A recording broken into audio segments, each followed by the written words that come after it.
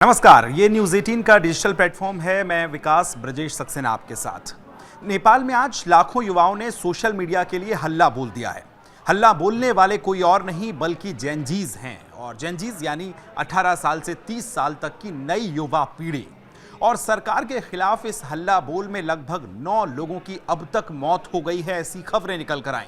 80 से ज़्यादा युवा घायल हो गए हैं। वहीं इस प्रदर्शन की अगुवाई जो है जेनजीज कर रहे हैं, जैसा कि हम आपको बता रहे हैं कि 18 से 30 साल के युवा।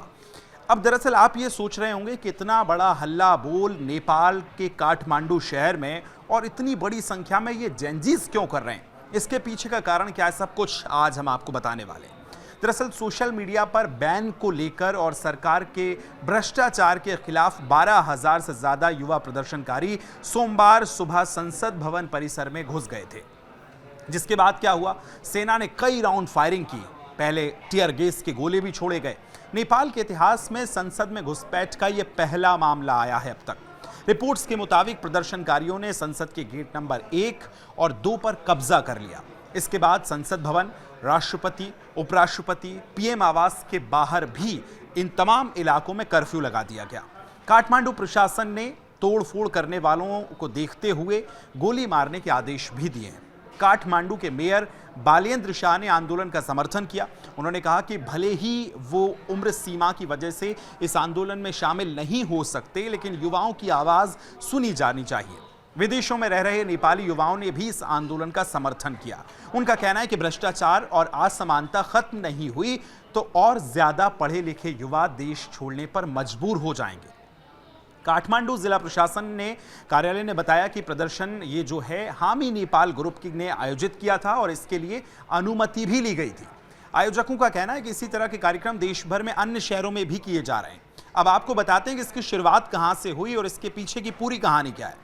दरअसल 5 सितंबर की रात नेपाल में एक बड़ा डिजिटल फैसला लिया गया और नेपाल में कुछ सोशल मीडिया प्लेटफॉर्म ऐसे हैं जिन पर बैन लगा दिया गया।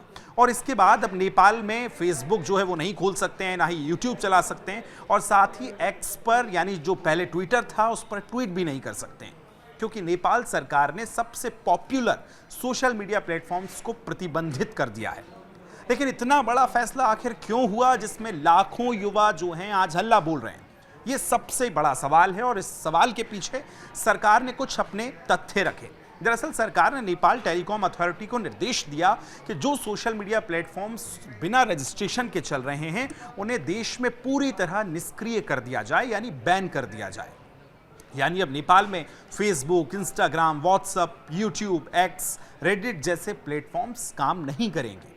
अब इस कदम का सीधा असर उन लोगों पर पड़ेगा, उन नेपाली नागरिकों पर पड़ेगा जो विदेशों में काम भी करते हैं, पढ़ाई कर रहे हैं या सोशल मीडिया के जरिए अपने परिवार से जुड़े रहते हैं।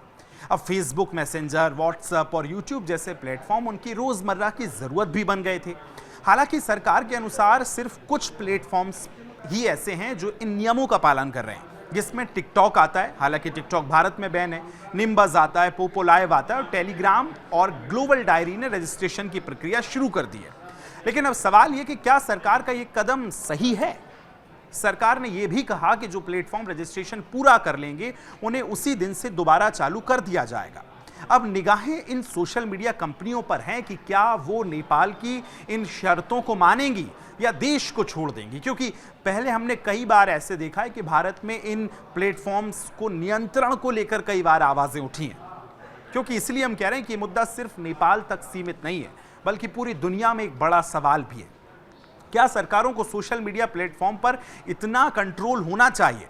क्या इससे नागरिकों की अभिव्यक्ति की आज़ादी पर असर नहीं पड़ेगा, या फिर ये जरूरी है कि डिजिटल दुनिया में भी नियम और जिम्मेदारी तय किए जाएं? अब इस फैसले के बारे में आप क्या सोचते हैं? क्या ये प्रतिबंध अच्छे हैं? इसके भविष्य में क्या प्रभाव पड़ेंगे?